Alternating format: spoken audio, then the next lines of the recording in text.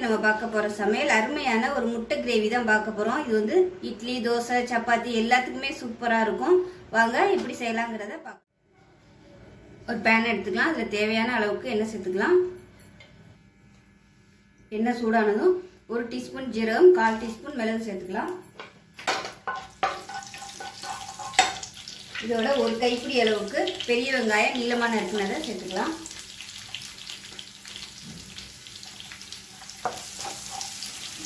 ஆறு முந்திரி பருப்பு சேர்த்துக்கலாம்.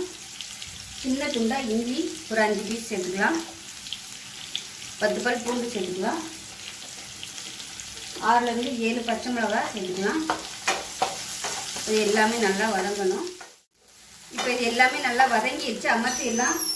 அமர்த்திட்டு ஒரு கைப்பிடி அளவுக்கு கொத்தமல்லி சேர்த்துக்கலாம். இது வந்து ஆறுனதுக்கப்புறம் நல்லா நெக்ஸ்ட்டாக அரைச்சிக்கலாம்.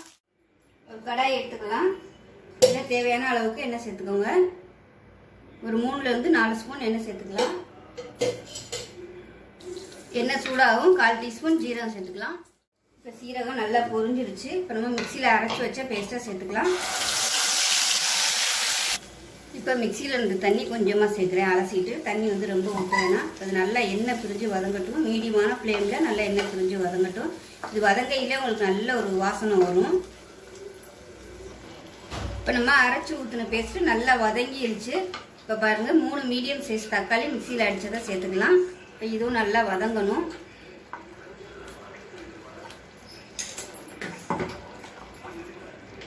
இப்போ மசாலா நல்லா கொதிச்சுக்கிட்டு இருக்கு. இந்த ஸ்டேஜில் பார்த்தீங்கன்னா 1 டேபிள் ஸ்பூன் மிளகாத்தூள், 1/2 டேபிள் ஸ்பூன் தனியாத்தூள், 1/4 டேபிள் ஸ்பூன் மஞ்சத்தூள், 1/4 டேபிள் ஸ்பூன் கரம் மசாலா, இது எல்லாத்தையும் சேர்த்துக்கலாம். இது நல்லா வதங்கி எண்ணெய் பிரிஞ்சு வரட்டும். இப்போ இதுக்கு தேவையான உப்பு சேர்த்துக்கலாம். மூடி வச்சிடலாம். இப்போ கிரேவி எப்படி இருக்குன்னு பார்க்கலாம். பாருங்கள் நல்லா எண்ணெய் பிரிஞ்சு வந்துருச்சு. பாருங்கள் இந்த ஸ்டேஜ் வரைக்கும் நல்லா வதக்கணும். அப்போ தான் வந்து உங்களுக்கு அந்த மசாலா வந்து நல்லா டேஸ்ட்டாக இருக்கும். அரைகுறையாக வதக்கிட்டிங்கன்னா எண்ணெய் பிரியாமல் வதக்கிட்டிங்கன்னா உங்களுக்கு அந்த டேஸ்ட் வராது. இப்போ வந்து தண்ணி வந்து நல்லா கொதிச்சுட்டு இருக்கு. அந்த தண்ணி வந்து தேவையான அளவுக்கு சேர்த்துக்கலாம். கிரேவி வந்து உங்களுக்கு எந்த அளவுக்கு திக்னஸ் வேணுமோ அதுக்கு தகுந்த மாதிரி நீங்கள் தண்ணி ஊற்றிக்கலாம். இது வந்து எல்லாத்துக்குமே தொட்டு சாப்பிடலாம். சாதம், சப்பாத்தி, இட்லி, தோசை எல்லாத்துக்குமே வந்து இந்த கிரேவி சூப்பராக இருக்கும். இப்போ இது வந்து நல்லா கொதிக்கட்டும். இப்போ இதில் பார்த்தீங்கன்னா ஒரு 5 முட்டை வேக விட்டு இந்த மாதிரி கட் பண்ணியிருக்கேன். எப்படி வேணாலும் கட் பண்ணிக்கலாம், உங்களோட விருப்பம் தான். இதை சேர்த்துக்கலாம். சேர்த்துட்டு நல்லா கலந்து விட்டுடலாம்.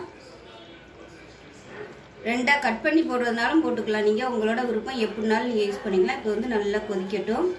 மீடியமான ஃப்ளேமில் இருக்கட்டும். இப்போ கிரேவி எப்படி இருக்குன்னு பார்க்கலாம். பாருங்கள் நல்லா அருமையாக வந்துருச்சு. எண்ணெயெல்லாம் வெளியில் வந்துருச்சு பாருங்கள். இப்போ வந்து அமர்த்திடலாம். இப்போ பாருங்கள் சூப்பராக ரெடி ஆயிடுச்சு. மேலாப்பில் கொத்தமல்லி இலை சேர்த்துட்டு கேஸ் கொத்தமல்லி இலை போட்டுட்டு கேஸ் அமர்த்திட்டேன். அவ்வளோதான், சூப்பராக ரெடி ஆயிடுச்சு. இட்லி, தோசை, சப்பாத்தி எல்லாத்துக்குமே சூப்பராக இருக்கும். இதோட அளவு பாருங்கள். கிரேவி வந்து நல்லா சூப்பராக இருக்குது. சப்பாத்திக்கு இந்த மாதிரி தொட்டு சாப்பிட்டோம்னா அட்டகாசமாக இருக்கும். ஸோ நீங்கள் ஒரு தடவை கண்டிப்பாக இதே மாதிரியே செஞ்சு பாருங்கள். செஞ்சு பார்த்துட்டு எப்படி வந்துச்சுங்கிறத சொல்லுங்கள். வீடியோ பிடிச்சிச்சுன்னா லைக் பண்ணுங்கள், கமெண்ட் பண்ணுங்கள், சேனலை சப்ஸ்கிரைப் பண்ணுங்கள், பக்கத்தில் உள்ள பெல் பட்டனையும் ப்ரெஸ் பண்ணுங்கள். நன்றி.